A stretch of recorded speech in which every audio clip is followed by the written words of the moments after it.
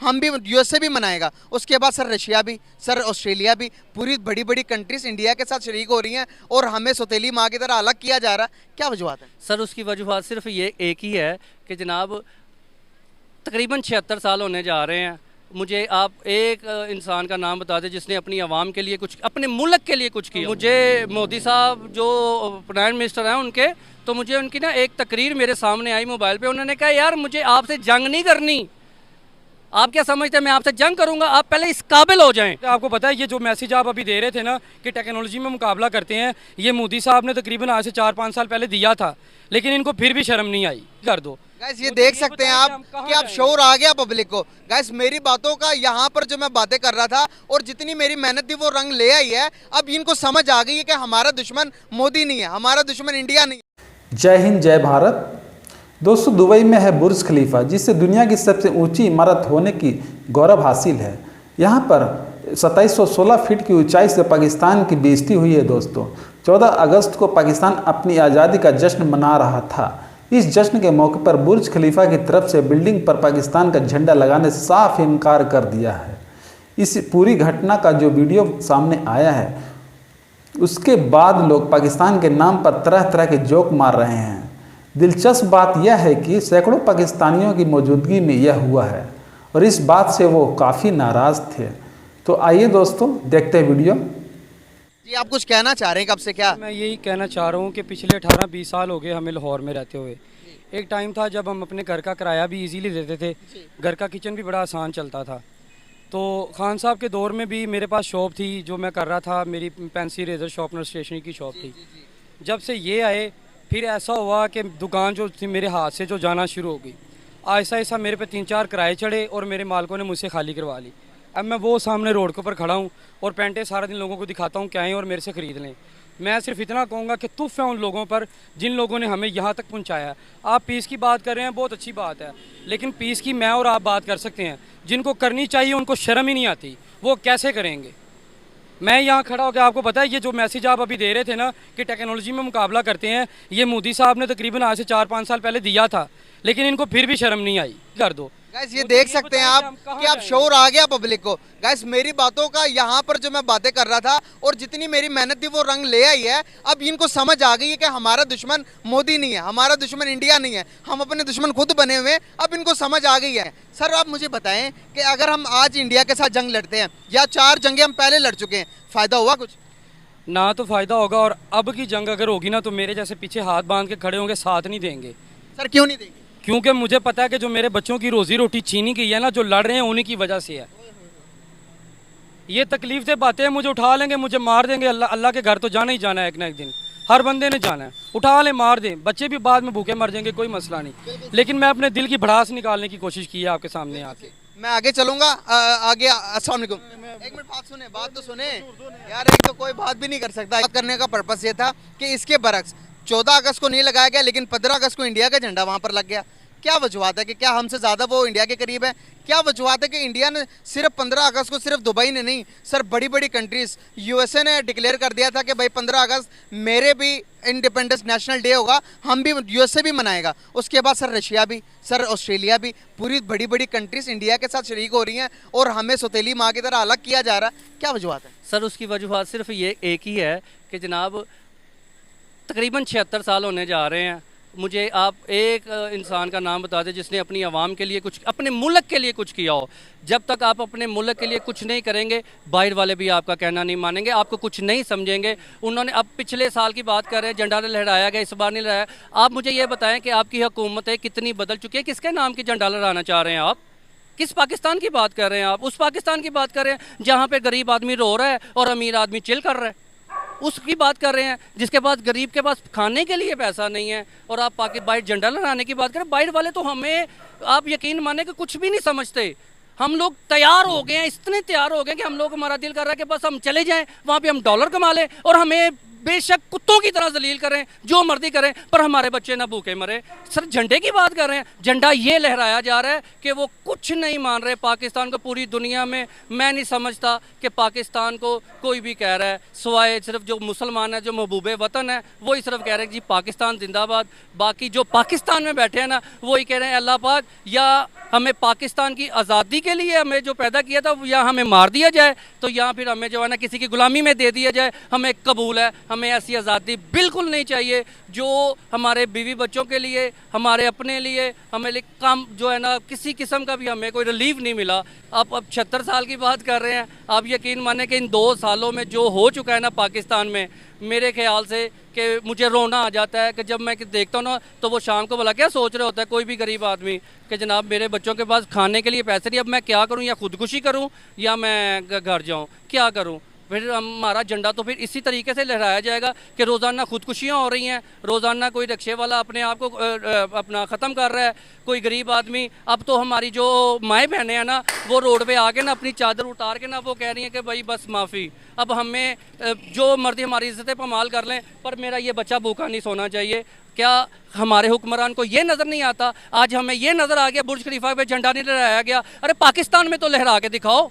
जब तुम पाकिस्तान में नहीं लहराओगे तो बुर्ज खलीफा की ऐसी की तैसी कि वो तुम्हें लहराएगा। एक सवाल यहाँ पर पूछूंगा, हम हर हाल में इंडिया के साथ कंपैरिजन करते हैं, अपने डिफेंस हालात, अपने हर चीज़ को कहते हैं कि भाई हम उनसे अफजल हैं। सर मैं बताना चाहूँगा, जिस तरह से वो स्पेस टेक्नोलॉजी के अंदर ग्रो कर रहे हैं, जिस तरह से वो अपनी इकोनॉमी को लेकर स्ट्रॉन्ग कर रहे हैं, हमने कल आज़ादी के टाइम हमने देखा होगा बाजे लेकर गलियों में घूमकर पाकिस्तान जिंदाबाद के नारे के अलावा इस मुल्क को हमने क्या दिया है? क्या मुकाबला कर सकते हैं हम इस तरह से, जिस तरह के हालात मुल्क के अंदर हो रहे हैं? इंडिया जिस तरह के 5वीं बड़ी मैशत बन रहा है। आज नरेंद्र मोदी की वो तकरीर थी 15 अगस्त को, उन्होंने कहा कि भाई अगर मेरे 5 साल मजीद आए तो मैंने 5वीं मैशत बना दी, अब 3rd भी बनाऊंगा। क्या कहना चाहेंगे? सर मुझे मोदी साहब जो प्राइम मिनिस्टर हैं उनके, तो मुझे उनकी ना एक तकरीर मेरे सामने आई मोबाइल पे। उन्होंने कहा यार मुझे आपसे जंग नहीं करनी।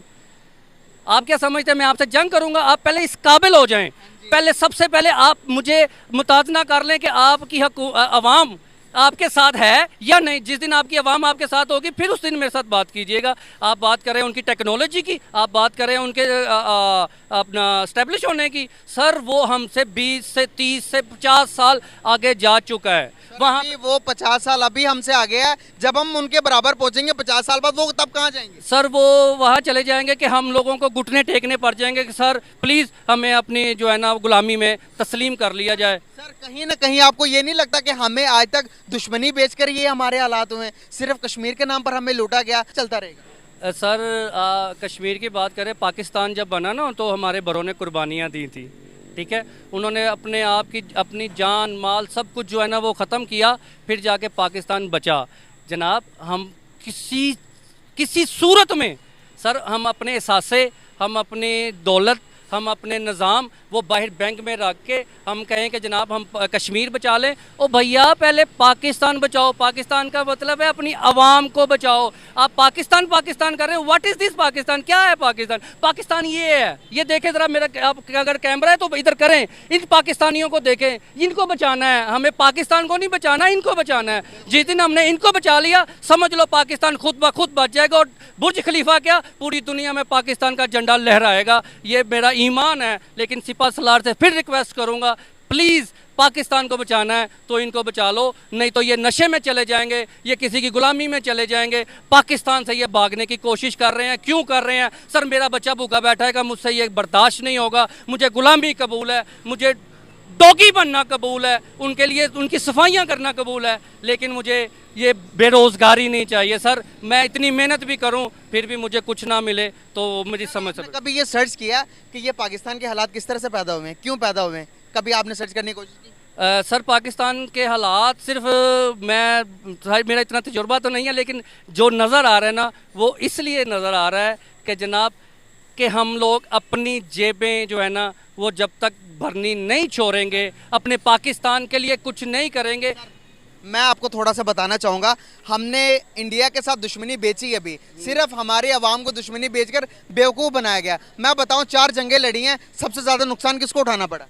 सर पाकिस्तान को और पाकिस्तान की आवाम को। मुझे ये बताएं, आप इंडिया के साथ आप जंग की बात कर रहे हैं, एक साल में 18 अटैक वो आपके ऊपर कर देता है। आप फिर उसमें एक हेडलाइन चला देते हैं कि अब के बार तुमने किया तो हम आपको नहीं छोड़ेंगे। अरे भाई कर दे, हम तुम्हारे साथ हैं। मैं अपनी फ़ौज को ये कहना चाहता हूँ, अगर वो चाहे तो हमारी ये जो अवाम इस वक्त खड़ी है, अगर पाकिस्तान के लिए वो लड़ना चाहे तो हम अब लड़ने को तैयार हैं। जब हम यहाँ से चले गए फिर हम उनके गुलाम सर हो जाएंगे। अब लड़ना नहीं है सर, अब हमने लड़ना नहीं, अब सर हमने पीस कायम करनी है। सर इसी जज्बात की वजह से आज हम रोड पर आए हुए हैं। आज जो आपने जितने 15 मिनट की यहाँ पर तकरीर की, सिर्फ इसके नतीजे ये निकलता है सर हमें सिर्फ जज्बाती बनाकर लड़ाया गया। सर यकीन करें, अगर आज हम पीस की बात करें, हम कहें कि कश्मीर का मसला हम हल करते हैं, हमें दुश्मनी बेची गई है, इंडिया को हमारे अगेंस्ट किया जाता है और सिर्फ बेचा जाता है और वोट खरीदे जाते हैं और फिर वही सर्कल चलता है जो कि हमें 65-75 सालों से चलता हुआ आ रहा है। सर हमें होश के नाखून लेने की ज़रूरत है। अभी हमें दुश्मन को भी पहचानना